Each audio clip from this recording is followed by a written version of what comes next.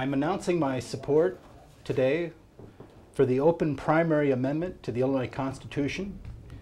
Yesterday marked the first day that candidates can circulate nominating petitions for their party's nomination in the March primary. I'm asking other candidates for political office to join me in circulating a second petition, a petition for the open primary amendment that will be placed on the general election ballot in 2012. The secret ballot is a right that should be enjoyed by all citizens of Illinois. That includes the right to keep party affiliation secret. The current primary system of having to declare party affiliation is a relic of the patronage system that has been outlawed in this country. I'm proud to introduce Cynthia Rutan Bard as the first citizen to sign the petition. She was the lead plaintiff in the landmark U.S. Supreme Court decision that bears her name. Cynthia Rutan was a Springfield worker who was discriminated in promotions because she identified herself as a Democrat and had the courage to declare party affiliation in exercising her right to vote. But she paid a heavy price for expressing her First Amendment right to free speech. Represented by Springfield attorney Mary Lee Leahy, she filed a lawsuit challenging the patronage system that denied qualified applicants for state employment and promotions opportunity. Her lawsuit against the Republican Party of Illinois led to the landmark Rutan decision by the U.S. Supreme Court outlawing the patronage system. Despite this decision, we have had abuses with the process of hiring and firing of state employees, most notably under the disgraced administration of Rod Blagojevich. The most notable time when the Illinois Constitution was amended by petition was when the Coalition for Political Honesty, led by our current governor, Pat Quinn, mounted a petition drive that reduced the size of the legislature in 1980.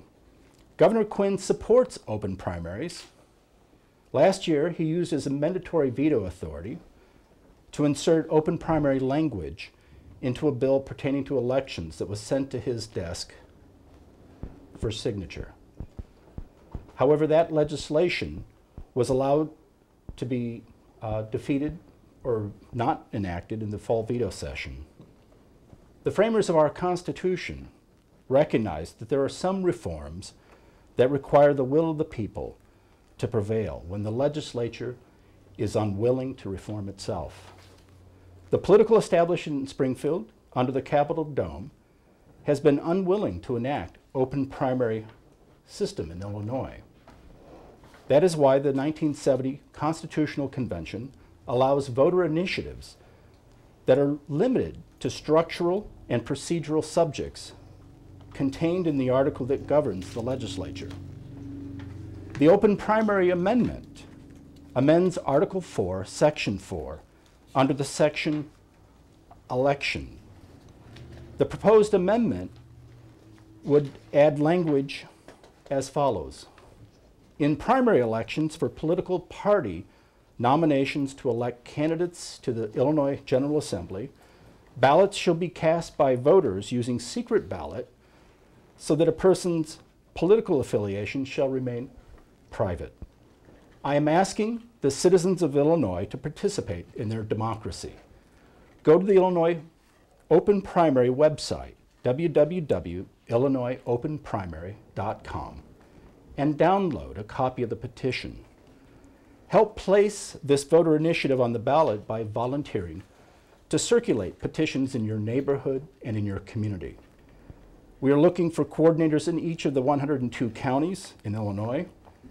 For those interested in making political reform happen, go to the website, become a blade of grass in this grassroots movement for reform. Now I'm honored to introduce Cynthia Rutan Bard, who will be the first person in Illinois to sign the open primary amendment petition.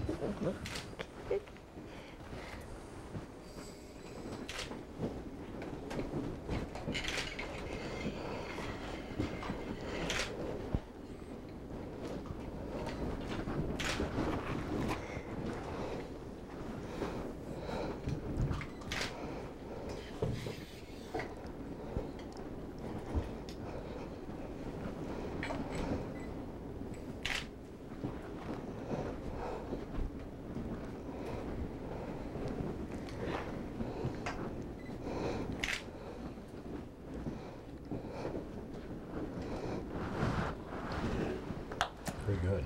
We'll entertain questions.